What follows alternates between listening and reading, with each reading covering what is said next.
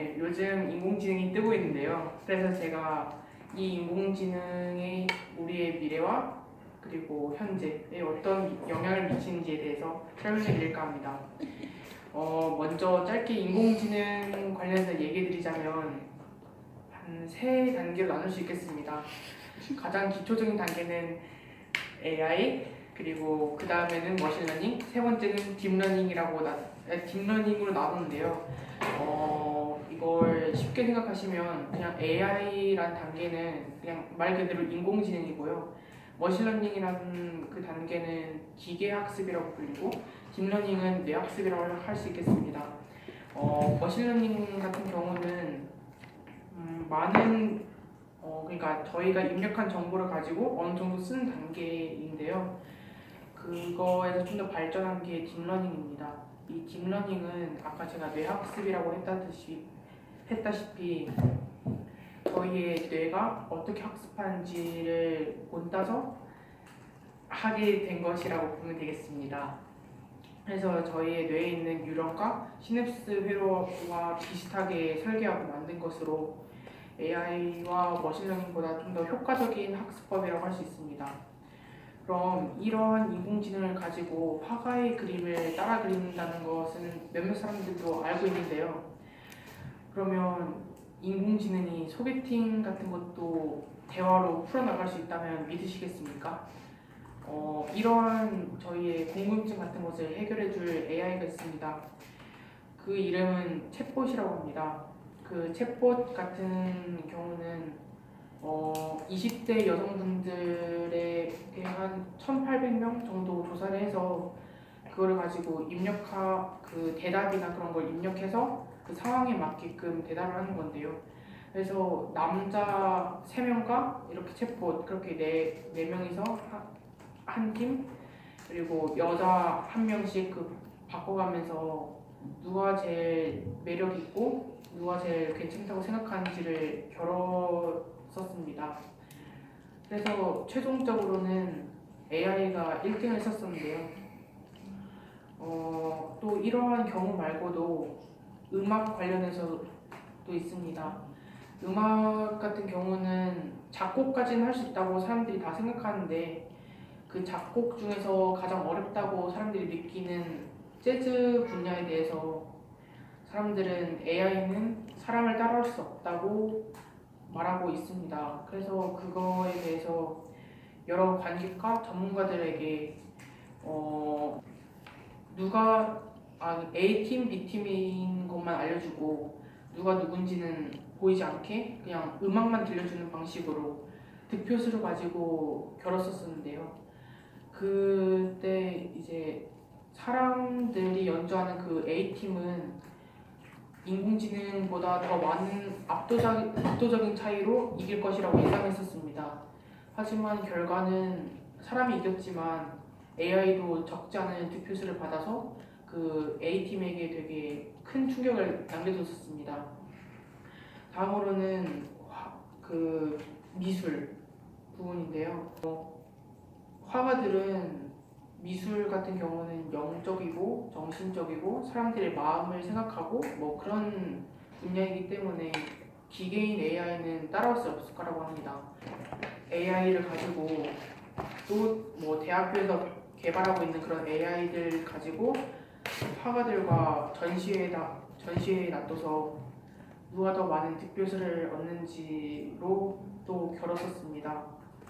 그래서 이 결과는 결국 AI가 사람들의 그 득표수만큼은 얻지 못했지만 4위라는 그 화가들 바로 아래 그 위치에 있게 되었습니다. 그 AI 같은 경우는 또 아까 그 재즈 그거와 같이 적지 않은 표를 안겨줘서 앞으로의 그 미술 분야에 대해서 되게 발전 가능성이 크다고 보고 있습니다. 그래서 이러한 사람들만 할 수 있다고 봤었던 분야들도 AI가 이제 점점 확장해 가고 있습니다. 그래서 저는 근데 일자리를 AI가 빼앗는 것보다는 도구로서 사람들에게 더 많은 정보와 도움을 준다고 보고 있습니다. 그럼 제가 어떻게 이러한 생각을 갖게 되었고 앞으로 저희가 해야 하는 일과 교육 부분에 대해서 김동현 님이 설명해 드리겠습니다. 안녕하세요. 인공지능의 미래와 인공지능을 이기는 교육에 대해 설명할 김동현입니다. 먼저 미래 초지능에 대해 설명하겠습니다. 초지능은 다양한 분야에서 인간의 지적 능력을 뛰어넘는 것을 말합니다. 인간의 뇌보다 정보를 훨씬 빨리 처리할 수 있고 우리가 전혀 풀지 못하고 감도 잡지 못한 우주의 법칙이나 자연의 법칙을 알아낼 수 있다는 것입니다. 그리고 초지능이 오는 시점을 기술적 특이점이라고 합니다. 이 기술적 특이점은 기계 스스로 소프트웨어를 제작하는 것, 즉, 기계 스스로 더 똑똑한 기계를 만드는 것을 말하는 것입니다. 사실, 초지능이라는 개념은 최근에 만들어진 것이 아니라 과거에서부터 만들어졌습니다. 사람들은 옛날부터 인간 수준의 로봇을 만드는 것이 가능하다고 생각하였습니다. 그래서 과학자들은 수많은 연구 끝에 생물의 신경 조직망을 그대로 본떠 컴퓨터 프로그램을 하면 그 생물의 움직임을 그대로 따라한다는 사실을 밝혀냈습니다. 이것을 통해 초지능을 만드는 것이 공상과학 소설 안에 존재하는 것이 아니라 실제로 존재한다는 걸 알려주었습니다. 이 초지능이 실제로 존재한다고 하자 사람들은 초지능이 나타난 이후에 세상에 대한 해석과 수많은 문제점들을 제시하였습니다. 하지만 몇몇 사람들은 옳지 않을지 모르는 미래를 생각하지 말고 현실적인 문제를 생각하자고 하였습니다. 먼저 인공지능 같은 최첨단 기술의 발전을 몇몇 강대를 독식하는 것이 아니라 기술의 혜택을 전 세계적으로 고르게 분배한다고 주장과 개발도상국의 빈부격차 문제가 심각해지고 있습니다. 거기에서 인공지능 기술로 인한 부의 독점이 일어난다면 이 빈부격차 문제가 단순한 문제로 넘어 인권의 문제까지 넘어갈 수 있기 때문입니다.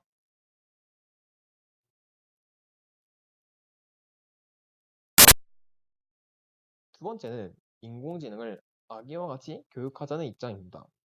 인공지능을 무작정 개발하고 폐기하는 식으로 발전하는 것이 아니라 아이에게 가르침을 주듯이 인공지능에게 똑같이 적용하자는 의미입니다. 즉, 인공지능에 인간의 법, 윤리, 도덕 등을 가르쳐 인간의 가치와 부합되게 하는 것입니다.